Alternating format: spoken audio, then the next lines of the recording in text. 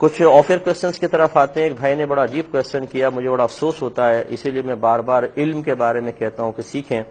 انہوں نے کوشچن کیا کہ برائلر جو چکن ہے ہمارے ہاں, فارمی مرغی جس کو کہتے ہیں, اس کا کھانا کیسا ہے.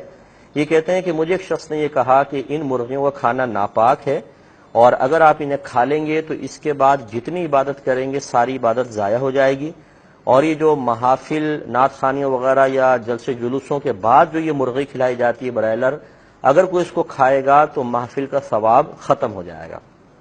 کیا حکم شرع ہے؟ دیکھیں, پہلی بات تو یہ کہ جس شخص نے بھی یہ کہا وہ انتہائی جاہل انسان ہے.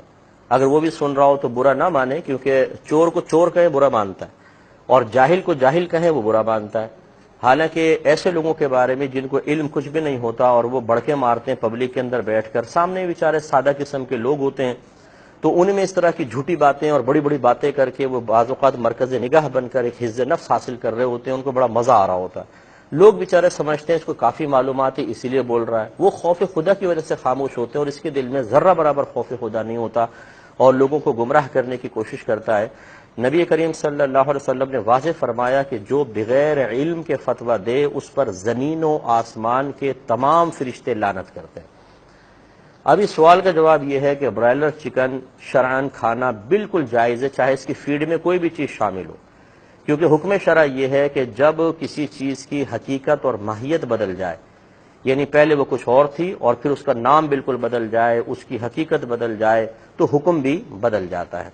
لہذا اس کی اگر فیڈ میں کچھ بھی ناپاک چیزیں تھی فرض کر لیں, لیکن جب مرغے نے کھائیں اور وہ پھر تمام فیڈ اس کی جو تھی وہ گوشت میں تبدیل ہو گئی, تو گوشت کی ماہیت علیحدہ, حقیقت بالکل علیحدہ ہوتی ہے, نہ اس فیڈ کی کوئی اسمیل وغیرہ گوشت کے اندر موجود ہوتی ہے, تو اب اس کو کھانا پینا بالکل شرعاً جائز ہے. اور یہ میں اس کو سمجھا دوں, جڑ ہوشیار کو آپ پوچھ لیجئے گا کہ جتنے سمندر کی مچھلیاں کھاتے ہیں, آپ کو پتہ ہے کیا چیزیں کھاتی ہیں؟ یہ کیڑے مکوڑے کھاتی ہیں. پھر آپ کی جتنی سیوریج ہوتی ہے یہ سارے کے سارے جا کے نالے سمندر میں گرتے ہیں. وہ مچھلیاں وہ آپ کی گندگی بھی کھاتی ہیں, اور اس سے ان کا گوشت بنتا ہے, اور پھر وہ گوشت آپ تک پہنچتا ہے. وہ تو بڑے مزے سے کھا لیتا ہے, اس پہ فتویٰ نہیں دیتے, اور اس پر فتویٰ دے رہے ہیں. یہ غلط قسم کا فتویٰ ہے. اگر کوئی اپنے طور پہ اس کو دل نہیں چاہتا وہ نہ کھانا چاہے, اس کی مرضی ہے, لیکن حکم شرع یہ ہے کہ اس کا کھانا بالکل طیب ہے, حلال ہے, اور اس کے حرام کا فتویٰ دینا خود حرام ہے. یہ بالکل حلال اور طیب ہے, کھا سکتے ہیں. تو آپ خلاصہ کلام یہ ہے کہ یہ جو برائلر مرغی ہے اس کا کھانا شرعاً طیب اور حلال ہے.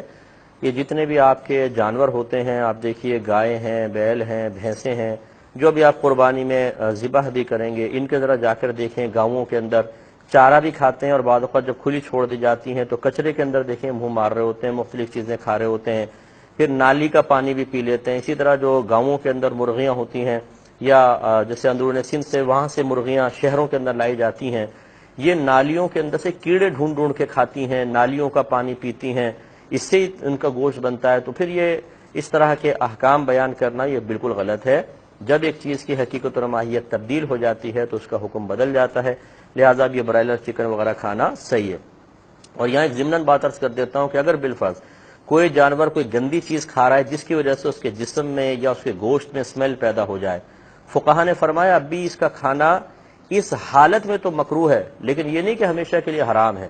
جیسے بعض ابھی قربانی کے اندر جو غیر خصی بکرے لے کر آتے ہیں, یہ عموماً اپنا پیشاب پیتا ہے, اور اس سے اس کے جسم میں اتنی اسمیل پیدا ہو جاتی ہے کہ جہاں سے گزرتا ہے آپ دیکھیں وہاں گلی بھی بدبودار ہو جاتی ہے. اور یقینی سی بات ہے جب یہ پیتا ہے گندگی کو تو وہ اس کے جسم کے گوشت وغیرہ کے اندر شامل بھی ہوتی ہے, کہ حصہ بن جاتا ہے. اب بتائیں اس کا گوشت کھانا کا کیا شرعی حکم ہے؟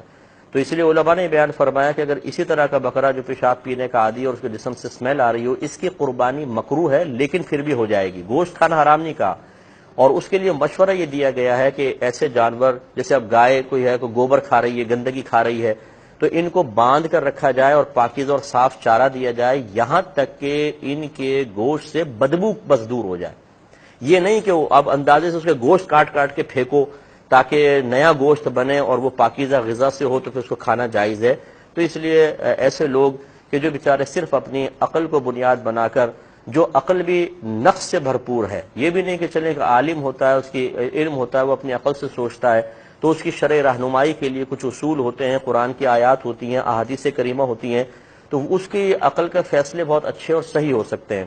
اور جو جاہل بیچارہ جس نے کبھی الف بے بھی دین کی نہ سیکھی اور وہ اپنے عقل کو لڑاتا ہے تو پھر اسی قسم کے مسائل بیان کرتا ہے.